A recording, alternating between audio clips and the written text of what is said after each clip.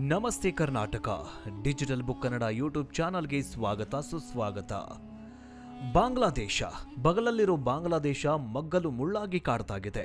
ಯಾಕಂತಂದ್ರೆ ಅಲ್ಲಿನ ಹಿಂದೂಗಳನ್ನ ಮಾರಣಾಂತಿಕವಾಗಿ ಹಲ್ಲೆ ಮಾಡ್ತಾಗಿದೆ, ಸುಟ್ಟು ಭಸ್ಮ ಮಾಡಿ ಹಾಕ್ತಾಗಿದೆ. ಆದರೆ ಬಾಂಗ್ಲಾದೇಶ ಇಷ್ಟೆಲ್ಲ ಮಾಡಿದ್ರೂ ಕೂಡ ನಮ್ಮ ಭಾರತ ದೇಶ ಪ್ರಧಾನಿ ನರೇಂದ್ರ ಮೋದಿಯವರು ಆಗಿದ್ದಾಗಲಿ ನಿಮಗೆ ಸಹಾಯ ಮಾಡ್ತೀವಿ ಅಂತ ಕೆಲವೊಂದಿಷ್ಟು ಕೋಟಿ ಅನುದಾನವನ್ನ ನೀಡಿದ್ದಾರೆ. ಜೊತೆಗೆ ನಿರ್ಮಲಾ ಸೀತಾರಾಮನ್ ಅವರು ತಮ್ಮ ಬಜೆಟ್ನಲ್ಲಿ ಗುಂಡು ಬಾಂಬಿಲ್ಲದೆ ಬಜೆಟ್ನಿಂದಲೇ ಬಾಂಗ್ಲಾದೇಶಕ್ಕೆ ಮರ್ಮಾಘಾತ ನೀಡಿದ್ದಾರೆ. ಹಾಗಾದ್ರೆ ಹಿಂದೂಗಳಿಗೆ ಮಾರಕವಾಗಿರುವ ಈ ಬಾಂಗ್ಲಾದೇಶಕ್ಕೆ ಭಾರತ ಮತ್ಯಾಕೆ ಸಹಾಯ ಮಾಡ್ತಾಗಿದೆ? ಬಗಲಲ್ಲಿರೋ ಬಾಂಗ್ಲಾದೇಶದಿಂದ ಭಾರತಕ್ಕೇನ್ ಲಾಭ? ಇಷ್ಟೆಲ್ಲ ದಾಳಿ ಮಾಡಿದ್ರೂ ಕೂಡ ಭಾರತ ದೇಶ ಹಿಂದೂಗಳನ್ನೇ ಟಾರ್ಗೆಟ್ ಮಾಡ್ತಾ ಇರೋ ಬಾಂಗ್ಲಾದೇಶಕ್ಕೆ ಭಾರತ ಮತ್ಯಾಕೆ ಸಹಾಯ ನೀಡ್ತಾಗಿದೆ?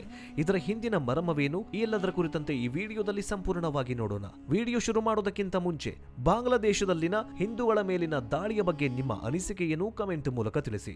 ಜೊತೆಗೆ ಮೋದಿಯವರು ಬಾಂಗ್ಲಾದೇಶಕ್ಕೆ ನೀಡಿದ ಅನುದಾನದ ಬಗ್ಗೆ ನಿಮ್ಮ ಅನಿಸಿಕೆ ಏನು ಅನ್ನೋದನ್ನ ಕಮೆಂಟ್ ಮೂಲಕ ತಿಳಿಸಿ. ಬನ್ನಿ ವಿಡಿಯೋವನ್ನ ಶುರು ಮಾಡೋಣ.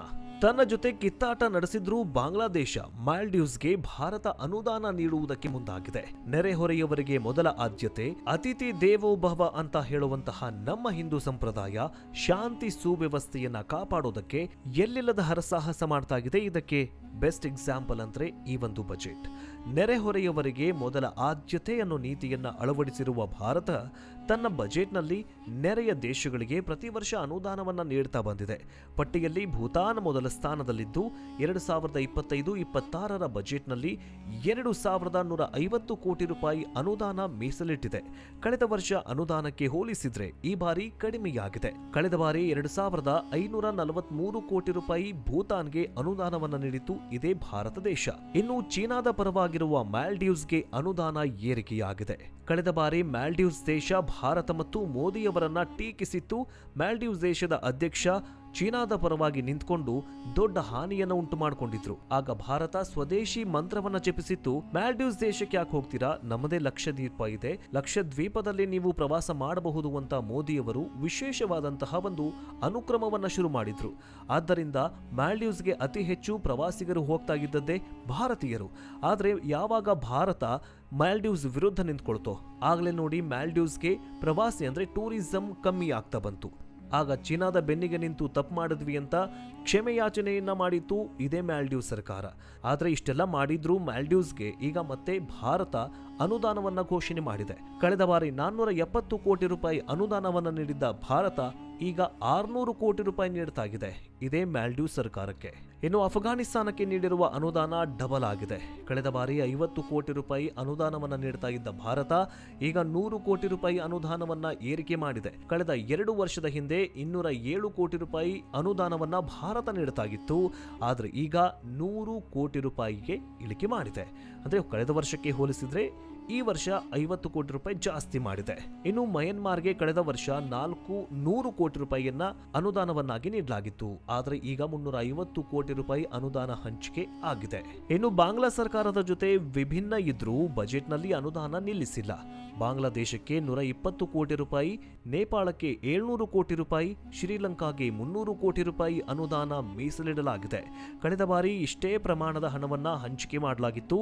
ಇರಾನ್ನಲ್ಲಿ ನಿರ್ಮಾಣವಾಗ್ತಾ ಇರುವ ಚಬಹಾರ್ ಬಂದರು ಕಾಮಗಾರಿಗೆ ಕಳೆದ ವರ್ಷದಂತೆ 100 ಕೋಟಿ ರೂಪಾಯಿ ಅನುದಾನವನ್ನ ನೀಡಲಾಗಿದೆ. ಆಫ್ರಿಕಾ ದೇಶಗಳಿಗೆ ಕಳೆದ ವರ್ಷ 200 ಕೋಟಿ ರೂಪಾಯಿ ಅನುದಾನವನ್ನ ನೀಡಲಾಗಿತ್ತು. ಬಜೆಟ್ನಲ್ಲಿ 225 ಕೋಟಿ ರೂಪಾಯಿ ಏರಿಕೆಯಾಗಿದೆ. ಇನ್ನು 2023ರಲ್ಲಿ ಭಾರತದಲ್ಲಿ ನಡೆದ G20 ಶೃಂಗಸಭೆಯಲ್ಲಿ ಅಮೆರಿಕನ್ ಒಕ್ಕೂಟ G20 ಶೃಂಗಸಭೆಯನ್ನ ಸೇರ್ಕೊಂಡಿದೆ.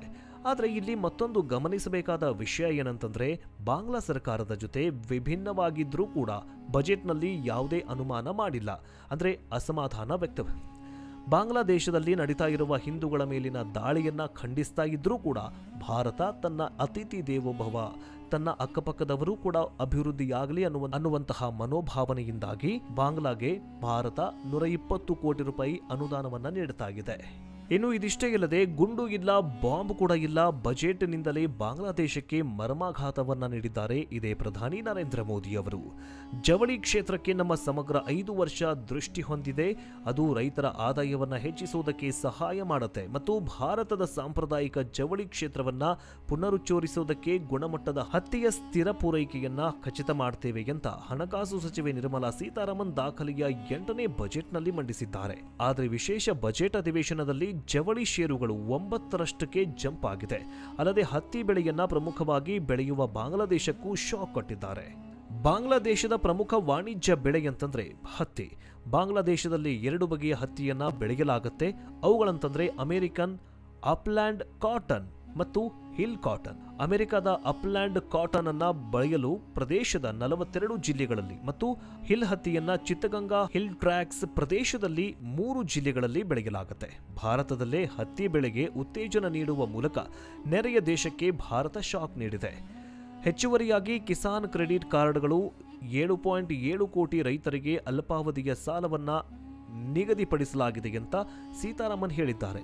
ಕೆಸಿಸಿ ಮೂಲಕ ಪಡೆದ ಸಾಲಗಳಿಗೆ ಮಾರ್ಪಡಿದ ಬಡ್ಡಿ ಉಪದಾನ ಯೋಜನೆಯ ಸಾಲದ ಮಿತಿಯನ್ನ 3 ಲಕ್ಷದಿಂದ 5 ಲಕ್ಷಕ್ಕೆ ಹೆಚ್ಚಿಸಲಾಗಿದೆ. ಇನ್ನು ಬಜೆಟ್ ಘೋಷಣೆಯಾದ ನಂತರ ಅಂಬಿಕಾ ಕಾಟನ್ ಮಿಲ್ಸ್ 9% ಜಿಗಿತ ಕಂಡಿದ್ದು 1630ಕ್ಕೆ ವ್ಯಾಪಾರ ಮಾಡಿದೆ. ನಂತರ ಕೆಪಿಆರ್ ಮಿಲ್ಸ್ ಸುಮಾರು 4% ಏರಿಕೆಯಾಗಿದೆ. ಹತ್ತಿ ಬೆಳೆಯುವ ವ್ಯಾಪಾರಸ್ಥರಿಗೆ ಖುಷಿಯ ಸುದ್ದಿ ನೀಡಿ ಬಾಂಗ್ಲಾದೇಶಕ್ಕೆ ಶಾಕ್ ಟ್ರೀಟ್ಮೆಂಟ್ ಕೊಡಲಾಗಿದೆ. ಇನ್ನು ಬೇರೆ ಕಡೆ ನೀವೆಲ್ಲ ಕೇಳಿರಬಹುದು, ವರ್ಷದ ಮೊದಲ ಬಜೆಟ್ನಲ್ಲಿ ಯಾವುದು ಅಗ್ಗವಾಗಿದೆ, ಯಾವುದು ದುಬಾರಿಯಾಗಿದೆ ಅಂತ. ಅದರ ಬಗ್ಗೆ ಹೇಳೋಕೆ ಹೋಗೋದಿಲ್ಲ. ಆದರೆ ಬಾಂಗ್ಲಾದೇಶಕ್ಕೆ ನೀಡ್ತಾ ಇರುವ ಅನುದಾನ ಕಟ್ ಮಾಡಬೇಕಿತ್ತ ಅಂತ ಅನಿಸುತ್ತೆ. ಯಾಕಂತಂದ್ರೆ ಅವರಿಗೆ ಉಂಡ ಮನೆಗೆ ದ್ರೋಹ ಬಗೆಯೋದಂತಂದ್ರೆ ಬಾಂಗ್ಲಾದೇಶಿಗರಿಗೆ ಒಂದು ಉಪಾಯವಾಗಿ ಹೋಗ್ಬಿಟ್ಟಿದೆ, ಅವರಿಗೆ ಯೂಸ್ ಆಗಿ ಹೋಗ್ಬಿಟ್ಟಿದೆ. ಯಾಕಂತಂದ್ರೆ ಒಂದು ಕಾಲದಲ್ಲಿ ಇದೇ ಎಸ್ಕಾನ್ ಬಾಂಗ್ಲಾದೇಶಕ್ಕೆ ಊಟವನ್ನು ಹಾಕ್ತಾಗಿತ್ತು, ಉಚಿತ ಶಿಕ್ಷಣವನ್ನು ನೀಡ್ತಾಗಿತ್ತು, ಆರೋಗ್ಯ ವ್ಯವಸ್ಥೆಯನ್ನು ನೀಡ್ತಾಗಿತ್ತು. ಇಷ್ಟೆಲ್ಲ ಮಾಡಿದ್ರೂ ಕೂಡ ಎಸ್ಕಾನ್ ಮೇಲೆ ದೇಶದ್ರೋಹದ ಪಟ್ಟಗಟ್ಟಿ ಹಿಂದೂಗಳನ್ನು ಅವಮಾನ ಮಾಡಿ ಬೆಂಕಿ ಹಚ್ಚಿ ಸುಡ್ತಾಗಿದ್ದಾರೆ. ಇಂಥವರಿಗೆ ನಾವು ಅನುದಾನವನ್ನು ಕೊಡಬೇಕಾ? ನಮ್ಮ ಟ್ಯಾಕ್ಸ್ ದುಡ್ಡು ಹೋಗ್ಬೇಕಾ? ನಿಮಗೇನನ್ಸುತ್ತೆ ಕಮೆಂಟ್ ಮೂಲಕ ತಿಳಿಸಿ. ಮುಂದಿನ ವಿಡಿಯೋದಲ್ಲಿ ಮತ್ತೆ ಸಿಗೋಣ. ಜೈ ಹಿಂದ್, ಜೈ ಕರ್ನಾಟಕ. ಎಲ್ಲರಿಗೂ ಶರಣು ಶರಣಾರ್ಥಿ.